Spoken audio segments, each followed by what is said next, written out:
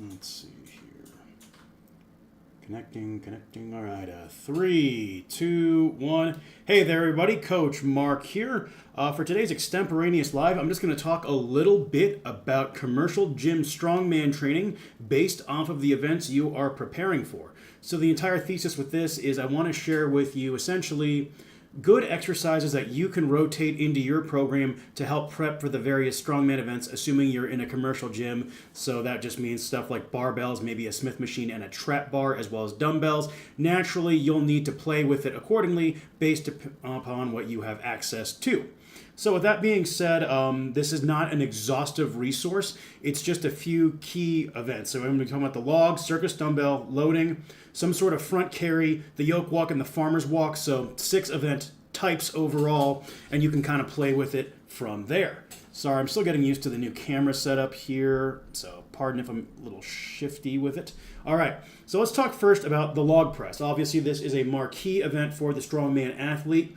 Now, in terms of your max effort variations, movements such as a push press, a standing strict press, a seated overhead press, especially at around 60 degrees or so, is going to be very beneficial here. Not a bolt upright seated press, and the reason why is if you look at the log, there is a certain degree of layback to be expected with it.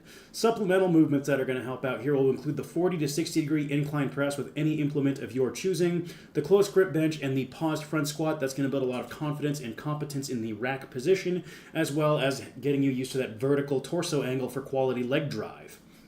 Now, in terms of accessories and isolation movements, tricep work and rear delts are going to be your big ones here. So rolling dumbbell triceps, rope press downs. The Arnold press is a really good high rep exercise here. Rear delt flies and face pulls will help kind of round out your approach.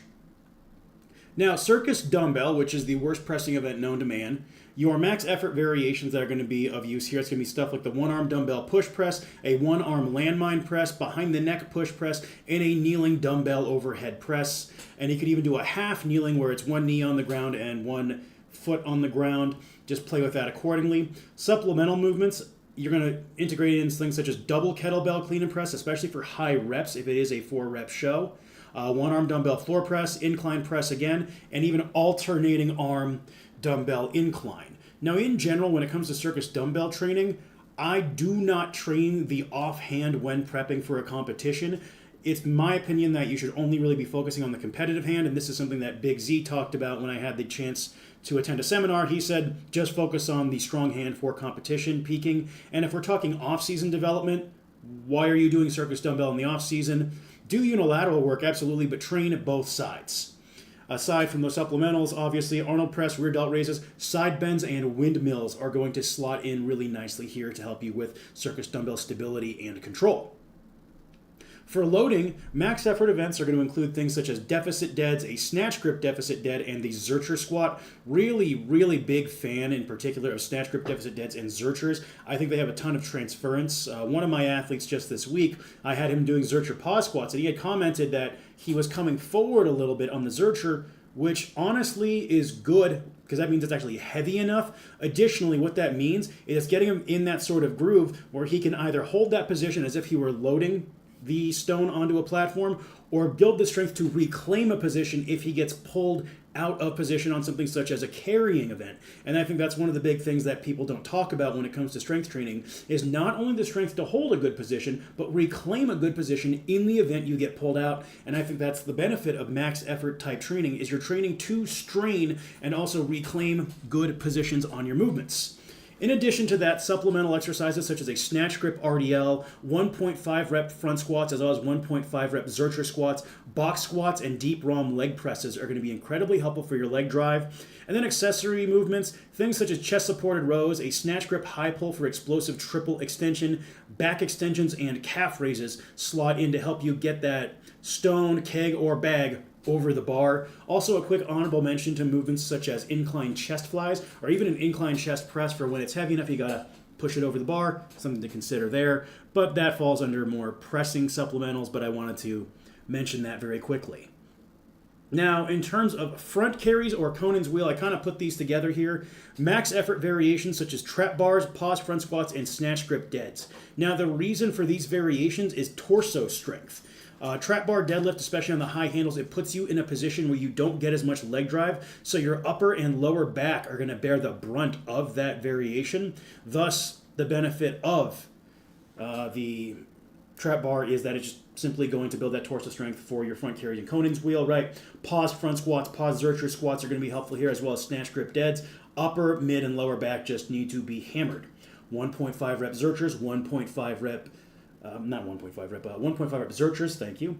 Zercher good mornings, Zercher split squats, walking lunges. I mean, really, with loading and front carries, Zercher movements in general are going to be incredibly valuable. High rep Zercher shrugs slot in really nicely here, especially for the Conan's wheel. So you're holding in the bar and shrugging like so.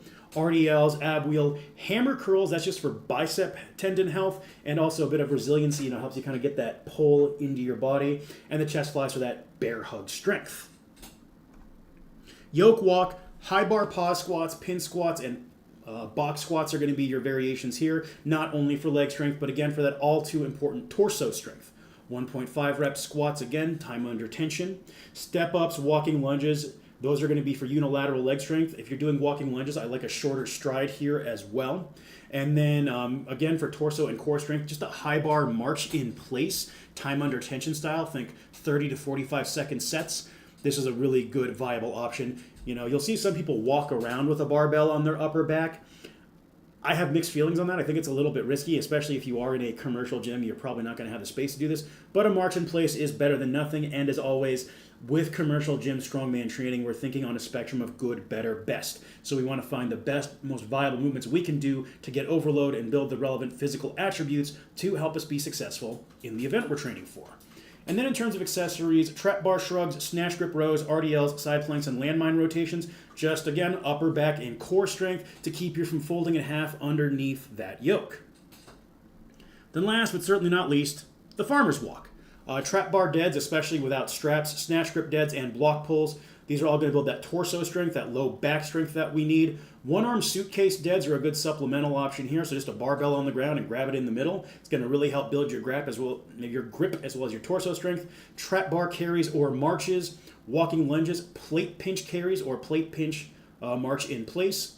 High rep trap bar shrugs without straps, trap bar rows, high rep dumbbell rows, side bends, hanging leg raises. Again, good quality core strength. We're just building a rigid midline. That's going to be one of the key variables here in being successful on a farmer's walk. Now let's talk about what that might look like in a hypothetical training cycle. So let's say that your show consists of a log for reps, a max deadlift, farmer's walk, sled drag, and stone loading, but you're in a commercial gym. Here's what 1 week of training might look like, and you could extrapolate what future weeks would look like if you've been on the channel for any amount of time, or if you were, say, interested in hiring me for one-to-one coaching, because the odds are good, I'd love to work with you. But anyways, day one, lower max. We're going to start with the deficit deadlift. This is an incredible deadlift builder, and we'd start at higher reps and just slowly titrate down across a training wave or prep for the show. And the deficit dead's not only going to carry over to our primary deadlift, but additionally, it's going to build the leg and back strength to help carry over to our farmer's walk as well as our stone loading. Then after that, we'll do a top set back off approach of a 1.5 rep Zercher squat. So hit a heavy set of 5 to 8, then a back off set of 10 to 12. You drop about 20% there. That's going to build a lot of core and leg strength as well as carry over heavily to our stone loading as well as our sled drag because of that extended time under tension from the Zercher. Then after that, some sort of myo-mash approach for the leg press. Again, just building leg strength there. Density for chin-ups. That's also going to feel really nice after all that lower back loading from the first 3 movements. It'll stretch you out a little bit. Rest, pause, back extensions, and ab wheel. So you can see how we're building a lot of torso rigidity on this day, as well as building endurance within the legs. And then on our day 2 upper max effort, push press to a heavy triple, drop down to 85% of that for a couple sets of 4. Obviously, this is an immediate one-to-one carryover to your log push press because you got to push press to be successful in the sport of strongman. Then we're going to do a heavy top set back off with a close grip bench for more tricep strength. 40 to 60 degree dumbbell incline using the 2RD10 method. So you'll hit a set of 10, repeat that same weight for max quality reps. If you can get 12 or more reps, you'll go heavier next time. And then after that second set, you'll drop the weight by 10 to 20% and just goon out as many quality reps as you can. Same approach with the one-arm dumbbell rows. This is just building pressing power, building that good stable platform. Hammer curls for strong biceps, healthy biceps, because that's not only going to help you in terms of looking good, But if you think about the sled drag, you're probably going to have some bend in your elbows, so we want resilient tendons there. You're also going to be stone loading, get the bicep strong, and then some rolling dumbbell triceps to finish off the day using the myo match method. Then on our lower developmental day, what we'll do here is we're going to do a paused front squat. Because the rack position is often such a contentious place for the strongman athlete, we want to spend more time in the rack position, hence why we're doing a paused front squat there. Then we're going to do a snatch grip RDL. Snatch grip RDL is a Swiss Army knife builder for strongman athletes. Upper back, posterior chain, immense transference to our stone loading in particular. It'll also help our deadlift go up. Then high rep trap bar shrugs without straps. That's going to help with our sled drag and our farmer's walk because both of those events are very grip intensive. Walking lunges with a shorter stride to help build leg strength for both farmer's walk and sled drags. Then some side planks and cable crunch because a strong core is never a bad idea. And then lastly, in day 4, we are going to do a paused dip drive push press. Because the log rack is different than a barbell rack, spending a little more time at the bottom is going to be very helpful because it'll also help you learn how low you should be dipping on your drives for maximal transference to your push press. Then after that, a 40-degree incline press. This could be done with a Smith machine or barbell. Not a dumbbell this time around. We're going to bilaterally load it, just go a little bit heavier because we are going lighter in our first movement of the day, yes? Then we're going to do an Arnold press or similar shoulder press machine, just a good old rest pause approach there. Snatch grip barbell rows to help build up the upper back some more, get the rear delts and traps. Incline dumbbell curls, because again, resilient, powerful biceps, and then some extra tricep work to finish the day off. So you can see how this right here, we're training for these 5 events. And again, nothing really fancy here. These are all basic commercial gym type exercises. You can always plug and play. Just wanted to share this kind of helpful little resource here. And this whole chart here is actually currently in the new program I just dropped, Tacitus Bato. And this is also going to lead into me eventually doing Strongman Going Commando 2, which is a commercial gym strongman program. It's just going to be an expansion on that, a little more event style work. But anyways, hope you folks found this one useful. Hope you're having a great Sunday, and I'll see you all next time.